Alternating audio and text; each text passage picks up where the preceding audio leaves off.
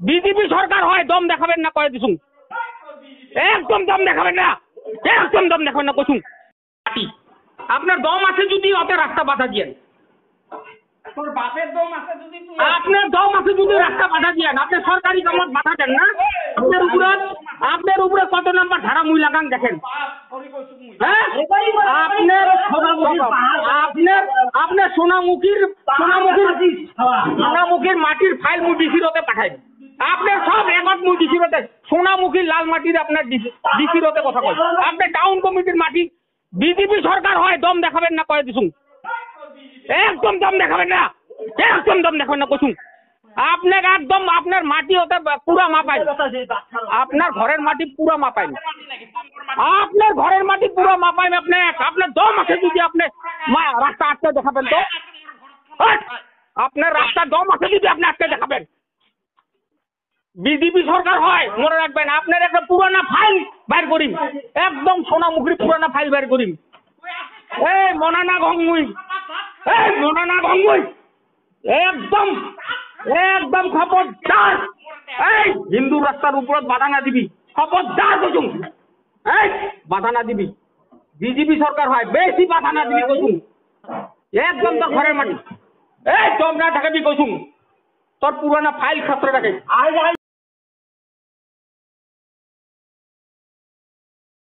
মোৰ সমস্যাটো এইটোৱে কাৰণ মই খিলঞ্জীয়া মুছলমান হোৱাৰ কাৰণেই মই ইয়াত কাৰো ওচৰত নতস্বীকাৰ নকৰাৰ কাৰণেই মানে অতৰ্কিতভাৱে যোৱা 17/3/2024 তাৰিখে ৰাতি 9টামান বজাত চাপৰ মানে মিউনিচিপালিটি বোৰ্ডৰ উপসভাপতি মোনা নাগে মোক অশ্লীল ভাষাত গালাগালি কৰে মানে তেওঁক দম দিয়ে যে অহাকালি 7 বজাত সেই ঠাইত যাবা যিখন মোৰ নিজস্ব গুদুস্তা মাটি সেই ঠাইত যিটো ৰাস্তা হৈ আছে সেই ৰাস্তাটো কিন্তু তেওঁলোকে মোক কোনো ধৰণৰ ইনফৰমেশ্যন দিয়া নাই কিন্তু তেওঁলোকে ভিতৰুৱাভাৱে ৰাতি ৰাতি বস্তু পেলাই সেই ঠাইত ৰাস্তা বনোৱাৰ যোজা কৰি আছিল সেইটো মই বাধা দিয়াৰ কাৰণে তেওঁলোকে মোৰ নামত FIR দিয়ে FIR দিয়ক মই তাত ক'ব লগা নাই কিন্তু তেওঁ যোৱা 20 তাৰিখে ট্ৰেক্টৰ লৈ আহি মোৰ যিখন টেম্পৰাৰী দেৱাল দিয়া হৈছিল মোৰ মাটিখিনিক মই মানে নিজত ধৰি ৰাখাৰ কাৰণে সেইখিনি মানে বগৰাই দি তাৰ ওপৰত চেণ্ড গ্ৰেভেল পেলাই দিলে তেওঁ মই উপায়ন্তৰ হৈ মই কোৰ্টৰ ওচৰত গ'লো প্লাছ মই চিভিল SDO বাইদেউৰ ওচৰত যাইহে মই অলপ স্বস্তি পালো কাৰণ চিভিল SDO বাইদেউৱে মোক যিখিনি দিছে সেইখিনি মই ক'ব নোৱাৰো আজি মই এই সিনিয়র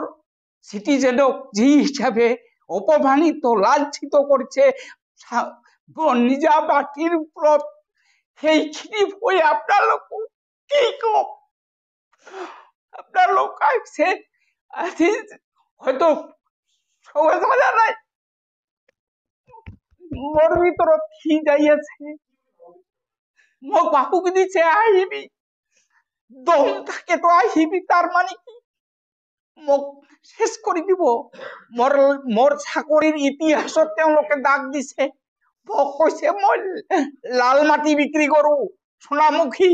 সেই ফাইল মোনানাগৰ ওচৰত আছে এইবিলাক কথা কৈ মোক দম দিয়ে মই নাই বিচাৰ মই সহিভাৱে ইনকুৱাৰী হওক চিভিল SDO বাইদেউৱে যিটো ইনকুৱাৰী দিছে সেইটো হওক মানে মোৰ ৰাস্তাখিনি যদি হয় এই ৰাস্তাটো হ'ব লাগিব আগাগৰা সমান বহল মানে প্ৰথম ষ্টাৰ্টিঙৰ পৰা লাষ্ট পৰ্যন্ত ৰাস্তাটো হ'ব লাগিব একে মেজাৰমেণ্টত এইটো হ'ল মোৰ কথা মেইন কথা আৰু তেওঁলোকে যে মোৰ এই গুদুস্তা মাটিৰ পৰা ল'ব যদি বেছি লাগে তেতিয়াহ'লে মোক তেওঁলোকে কি দিব লাগিব আৰু এই উপপৌৰসভাপতি চাপৰ মিউনিচিপালিটি বোৰ্ডৰ অৰুণ কুমাৰ নাগ ওৰফে মোনা নাগ তেওঁ যেতিয়া স্বৈৰাচাৰীভাৱে মোৰ ওপৰত জুলুম কৰিছে এইটো গোটেই চাপৰবাসীয়ে জানক যে তেওঁৰ চৰিত্ৰটো কি মোৰ নিচিনা এজন সিনিয়ৰ মানুহক তেওঁ কি ধৰণৰ বেয়া ব্যৱহাৰ কৰিছে আৰু সেই ব্যৱহাৰৰ ফলটো যে সবে ভোগ কৰিব লাগিব ফিউচাৰত, কাৰণ তাৰ ক্ষমতাই মূৰত ধৰিছে। এই ক্ষমতাৰ কাৰণেই তেওঁ যি ইচ্ছা তাকে বকি থাকে, তাকে কৰি থাকে। জেচিবি লৈ মোৰ দেৱাল ভাঙি দিছে।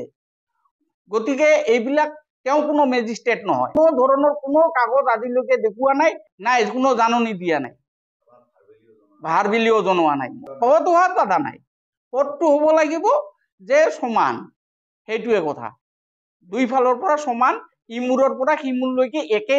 বেচাৰ্ধৰ হলে মই ৰাস্তা দিয়াত কোনো মোৰ আপত্তি নাই। কিন্তু এঠাইত 3 ফুট হ'ব আৰু এঠাইত আহি 8 ফুট হ'ব, সেইটো মই নিবিচাৰো। দুৰ্ব্যৱহাৰ, বহুত দুৰ্ব্যৱহাৰ কৰিছে, এইটো মোৰ ৰিপৰ্ট আপোনালোকে দেখা পাব। মই সিহঁতক এই যে মোৰ মাটি 2 ঘৰৰ ওচৰত 3 ঘৰৰ ওচৰত বিক্ৰী কৰিছো, সেইখিনি মই মোৰ মুছলিম ভাইৰ ওচৰত মোৰ ওচৰত দাম খুজিছিল, মই কাকো দিয়া নাই, মই বেংগলী মানুহ ভাইকিৰে মই দিছো। গতিকে এই ক্ষেত্ৰত কলনীৰ মানুহখিনি মোক সেইখিনি মোৰ বিশ্বাস আছে, তেওঁলোকে মোৰ কি কৰিব, মোৰ লগত সহমতত থাকিব। নহলেতো মই মোৰ মুছলিম মানুহকে দিব পাৰিলো হয়। মই মাটিখিনি কিয় দিলো মই বেংগলী মানুহক? যদি মই বেংগলী মানুহক বেয়া পালো হয়, হিন্দু মানুহক বেয়া পালো হয়, তেতিয়াহ'লে মই আজি মোৰ ঘৰ ভাড়া যে দিছো এই হিন্দু মানুহকে দিছো। হিন্দু মুছলমানৰ কোনো ধৰণৰ এইবিলাক আহিব নালাগে, কিন্তু এইটোতো মোনা নাগে লৈ আহি আছে। এই সভাপতি গৰাকীয়ে এই ধৰণে কৈছে হিন্দু ৰাস্তা ইয়াত নাহিবি। আৰে হিন্দু ৰাস্তা আৰু মুছলিম ৰাস্তা বুলি বিশ্বৰ কত শুনা নাই, বিশ্বত নোহোৱা কথা সি কৈ আছে। কাৰণ ৰাস্তা এখনত হিন্দুও যাব, মুছলিমো যাব, খ্ৰীষ্টানো যাব, জৈনো যাব, চবে যোৱাৰ অধিকাৰ আছে, এইটো ৰাস্তা হলে। গতিকে তাত হিন্দু বুলি আৰু মুছলমান বুলি কোনো ৰাস্তা থাকিব নালাগে বুলি মই ভাবো।